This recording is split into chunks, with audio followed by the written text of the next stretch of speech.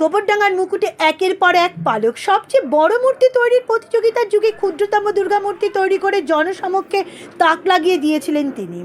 ছোট্ট খুদে দেবত্রীর পর এবার ইন্ডিয়া বুক অফ রেকর্ডসে জায়গা করে নিল উত্তর চব্বিশ পরগনা জেলার গোবরডাঙ্গার সৌরভ দাস।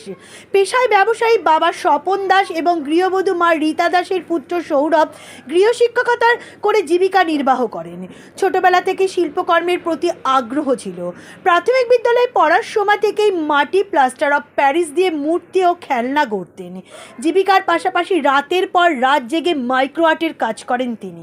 ছোটবেলায় যে কাজ তার মনের ক্ষুধা মিটিয়েছিল, বর্তমান যুগে সেই কাজকে বিশ্বের গণ্ডিতে পৌঁছে দেবার প্রেরণা জুগিয়ে চলেছে পরিবার সহ তার স্ত্রী মেঘা দাস। এবছর দুর্গাপুজোর সময় ক্ষুদ্রতম দুর্গামূর্তি তৈরি করেন সৌরভ, যার উচ্চতা মাত্র 1/2 ইঞ্চি। অসাধারণ সূক্ষ্ম এবং নিপুণ হাতের কাজ ফুটে উঠেছে এই মূর্তিগুলিতে।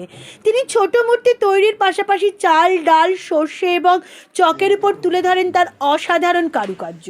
সৌরভ দাসের কৃতিত্বে গোবরডাঙ্গাবাসী গর্বিত। তিনি ওয়ার্ল্ড বুক অফ রেকর্ডসে জায়গা করে নেন, তার জন্য শুভ কামনা রইল। অ্যাকচুয়ালি আমি এই যে মিনিয়েচার আর্টগুলোর সঙ্গে যুক্ত, সেইগুলো আমি 2020 থেকে শুরু হয়েছে। আমি এর আগে আঁকাউকি করতাম, খুব বেশি দিন আমার আঁকা শেখবার সৌভাগ্য হয়নি।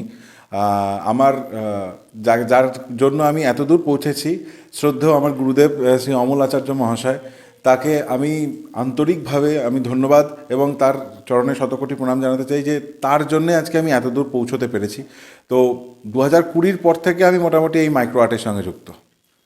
প্রফেশনালি তো অবভিয়াসলি এগোতে আমি চাই। ব্যাপারটা হচ্ছে যে এই মাইক্রো আর্ট বিষয়টা কিন্তু আমাদের প্রত্যেকের মধ্যে নেই।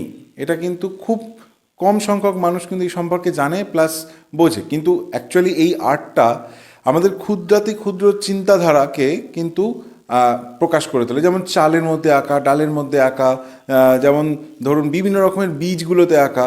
হ্যাঁ, তো এইগুলো যেমন ছোট ছোট সমস্ত চক, এইগুলোকে আমরা কি করে আর্ট ফুটিয়ে তুলতে পারি। বড় বড় আর্ট তো অনেকেই করতে পারে, কিন্তু মাইক্রো আর্ট কজন করতে পারে।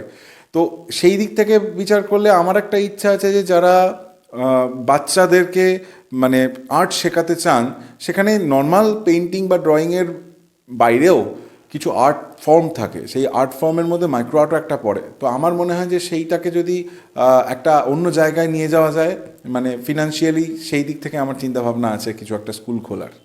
আচ্ছা, এই যে আপনার যে তো আমি তো ভীষণ খুশি যে ও এরকম একটা জায়গায় পৌঁছাতে পেরেছে। সবসময় আমি ওকে সাপোর্ট করে গেছি আর এখনও যাব। বলতে যখন ও রাত জেগে কাজ করে তখন আমি ও সঙ্গ দিই, কারণ কি ও নিজেও বলে যে আমার একা একা ভালো লাগে না, আর আমি ওর সঙ্গ দিতে সত্যিই ভালো লাগে। আমারও দেখতে ভালো লাগে যে কিভাবে করবে, কারণ এর আগে আমি কখনো দেখিনি এরকম আর্ট। নিউজ ব্যুরো, নজরে বাংলা।